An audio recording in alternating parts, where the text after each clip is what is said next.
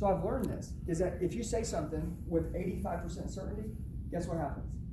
The customers will cling on to the 15% uncertainty they feel, and they'll say no and back up. But if you're 100% in, guess what? They'll say yes and pass go and buy every single time. So what I'll tell you is, did I seem like I wasn't convinced with this? No ways. I've been doing this forever. And this is the way that I negotiate. And I sold around guys that worked the old program, right? You know what I'm saying? They go in, lay it down, shut up, first person to talk loses, and then they say something, and then you go to close them. And guess what? I did that forever. But guess what? It costed me money. I ended up making $100 grand, $120 grand a year. Dude, when I got into money justification, when I dived into it, I mean, when I was 28, I made my first 500 grand selling cars. That's when I knew it was over. And then at 30, I made 715. That was my biggest year selling. And then as a GM, I made over $1 million every year. And let me tell you this, how did I make it? I made it real simple. I trained all my sales guys. So even if it was you and I had you and you've been doing it forever, or it was a new guy who'd been doing it 2 weeks, it didn't matter. I said, hey, I'm going to take you and I'm going to teach you how to overcome the price is too high, the payment's too high, I want more for my trade, I need to think about it and I'll get back with you. Those 5 things, if you can handle that, dude, you're 99% better than 99% of the market out there. You were considered within 2 weeks to be a 1%er. I hung negotiation boards in all of their offices, and every single week I made them make me a video, right, of them negotiating this. Now, could anybody in here make a video negotiating this? Yeah. In the beginning, does it seem a little strange making a video? Yeah. But guess what? How much money are you worth? Well, I mean, potential is the word, not financial, right? So it's not about how much you're making now, it's about what you're capable of making. Would you guys agree? I mean, does anybody in here think that they have more potential in them to make more money? Well, the question is, why aren't we? Like, that's the true question you have to ask yourself. More than likely, it's the gap in the skill.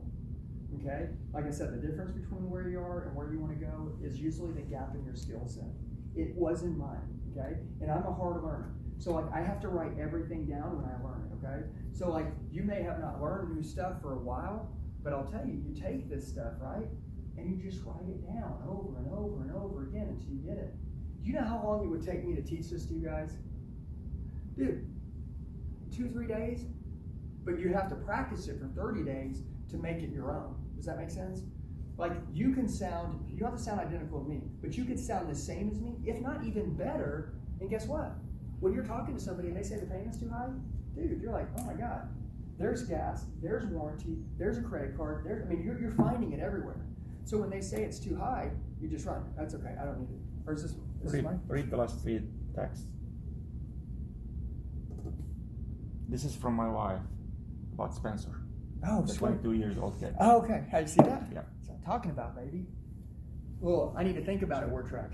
Yep. Oh, I thought that was my phone and I left it there. No. I was like, I'm not worried about it, but I see. That's awesome. No, this stuff works immediately. Look, I was talking to Adele. I told him, I said, hey, you know, there's guys that I have that are making $5 grand a month, right? And in the car business, honestly, trading your life for $5 grand a month ain't worth it. Okay? I mean, it isn't worth it.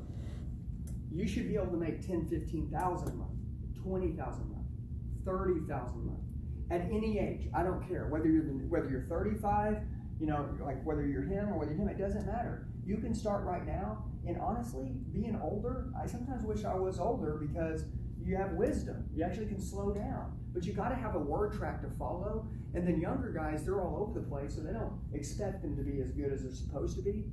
And all I'm saying is that no one else around you is really going to teach you this stuff. This is stuff that I used. It works for me. I close it in stores all the time right now. And this deal is pretty much done. I'm going to move to this. We're going to move to credit card and credit. This deal's closed, so I'm going to erase it, and I'm going to show you how to use a credit card close. Is that cool? Yeah. Okay. This is really neat. Does anybody have any questions on the gas, the warranty? And watch. Do you see this right here? The national average, what it costs to maintain a vehicle that's currently out of warranty? Guys, that's the truth. That's so straight up. But I pitched it. I had to sell it. I can't just tell them and move on. I have to sell it. I say, so look, let me explain what I mean over the timeline of a year. If this happened and that happened, that would be that. And since we're talking about a budget, we're going to divide that by 12 months in a year. Guess what? That's an ownership payment that you're going to have on top of your monthly payment, right? On your new car, you're not going to have that. Don't you guys say that a lot in F&I? But you got to write it down. This marker has to be used. when you guys are sitting down and you have your piece of paper, you have to write this down, because I'm going to tell you, and also at the end, you can't look up and when you close it and you're done and say, doesn't that make sense? No. Say, doesn't it make complete sense to trade and it's super affordable? Absolutely. Listen, Mr. Let me get your signature right here. Let me get your new car cleaned up. You got to just move into a close, okay? You can't ask people when you're done, is it okay if I close you now? You just have to tie it into a close. Does that make sense? I see guys mess up at that last part, so I just feel like I have to say that so you don't get yourself tied into that, okay? All right? Cool. So I'm going to erase this, and then what I want to do is I'm going to show you how to use a credit card close, which I talked to Adele, and Adele says that soon maybe you guys can see kind of people's credit a little bit, but whether you ask them this question or this is something you can find out, this is something that we use to close deals all the time in our store, okay? And I mean big deals. Like if somebody's $100 away in payment, like you don't have to get all jacked up and crazy to go close that deal, right? I mean, you guys can go close $100, okay? But you know those payments where you're like $250, $300 away in payment? You're like, okay, all right. You know what I'm saying? Like I got to get ready. I got to find out like what's wrong with the trade. I got to think about their credit, what they're buying. You know, you're trying to leverage. Am I right?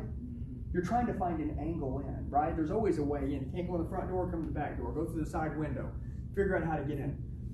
This is a credit card close, so it's pretty simple. And kind of what I was telling him is that, let's say like, I always ask, you guys could ask a question, it's pretty easy. I'd say, hey, so pre-selling something is good, so that later on when you're closing, you can't close a sale that hasn't been opened yet, right?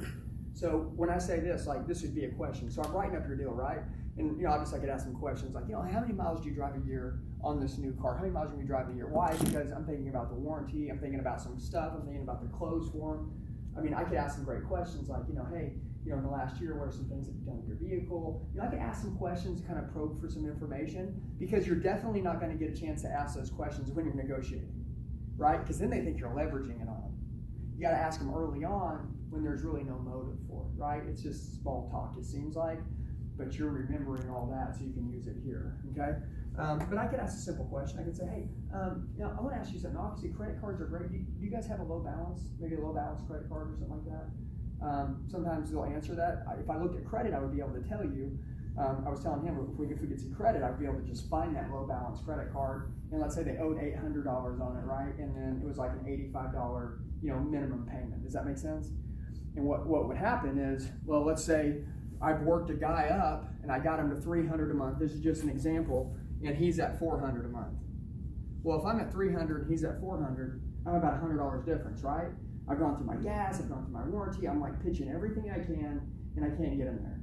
So I'm grinding him to a point to where I need to back off the